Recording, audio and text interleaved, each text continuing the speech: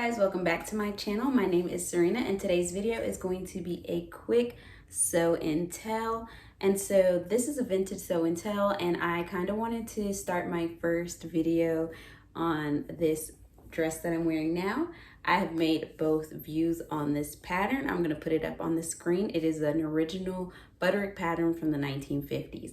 The first one I did a year ago for my daughter's birthday party, and it was a tea party theme. So you'll see that the dress has like porcelain print on the yoke, and then it is a dark blue cotton sateen for the remainder of the dress. And then this one is just a 100% cotton fabric from Joann's. I think it's a quilter showcase pattern. So I'm gonna go ahead and show you guys for the sew and tell portion of this video. Okay, so this is the original dress. This is the first dress that I made. This is the sleeveless option with the collar. This sew and tell is mostly going to be kind of less of a review and more of a growth story. So this dress was extremely big, and you can tell because it actually fits the dress form complete. And if you follow me on Instagram, then I'm always saying that once like I get to a certain point, my dresses no longer fit the dress form because I'm a lot smaller than the dress form. So this one fits the dress form, and I also should note this is the first original vintage pattern that I've ever made. So before I would make like some reproduction patterns, and then I'd make a lot of modern patterns, but this was my first original vintage pattern. And because I was doing it for a birthday party, I was kind of distracted. Like, my dress was the least of my worries. I had so much baking to do. I had to make 2 dresses for my daughter. I had just so much going on, a tie for my husband. It was a lot.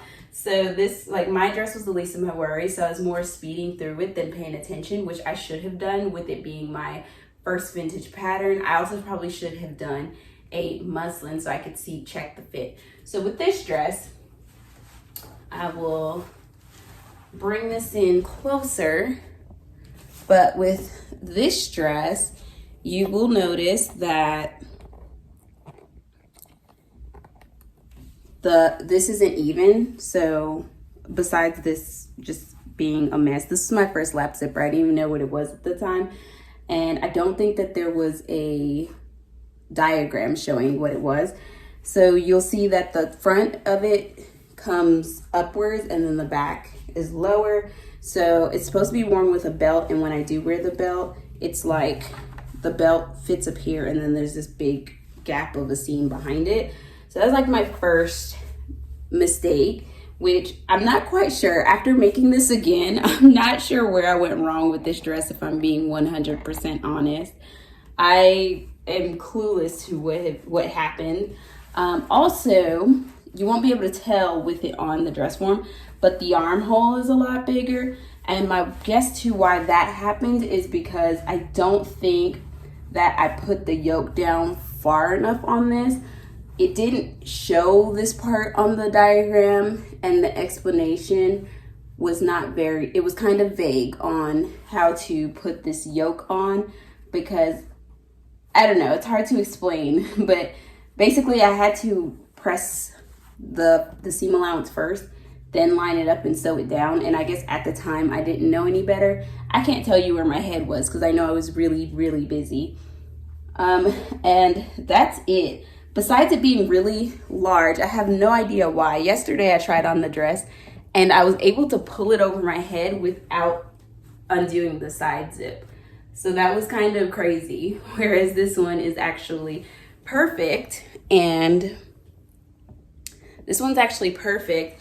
And I did have to undo the side zip for it to fit. As you can see, I decided to show you guys this without the belt on, but it's perfect all the way around. The seam is perfect all the way around. I did leave a gap in the sleeve, so it should probably fit more up like this, but I'm still a mom, so there's lots of reaching and picking up and like stuff to do. So I needed to be more comfortable than pretty. So I did leave it to where it drooped down so that way I could have space to like live my life. So this is the new dress. I'll include pictures of the full length as I posed it and styled it earlier today. And overall, I would say this pattern is really, really easy. I did have to shorten, I had to take 1/4 of an inch off of the length of the bodice. I don't think that's what happened with this because I did leave this original, but this is like way longer. Not only is it longer, it's larger. I literally, if I could time travel, I would ask myself, what on earth were you doing when you made that dress? I still love the dress very much, so I do wear it occasionally, but I definitely know now, like I said, I have no idea what I did wrong, but I do know now that like the fit was way off. I know what to do to fix it with this one, and I really like the sleeves. And so like moving forward, I have so many ideas for this pattern. If I get around to it again, maybe I'll make it an annual thing to remind myself of the very first original pattern. But I have some ideas to switch up the skirt a little. I was thinking about doing like a tiered skirt, and then I also had an idea of doing like a yoke skirt to go with it. Like I feel like the opportunities are endless, like even making the yoke up here lace or eyelet. There's just so many things. I still want to make a solid one like on the pattern, so I'm really looking forward to maybe making this an annual thing of me like revisiting the first pattern I ever made, like vintage pattern. So thank you guys so much for watching. I hope you enjoyed this video. I look forward to seeing you in my next video. Don't forget to like and subscribe and follow me on Instagram. All links will be in the description bar. Also, if you'd like to browse my pattern collection, you can also look at the link down below. It'll be linked to my Pinterest account where I have all of my vintage patterns uploaded. Well, most of them. I'm working on it. So thank you guys so much for watching. Bye.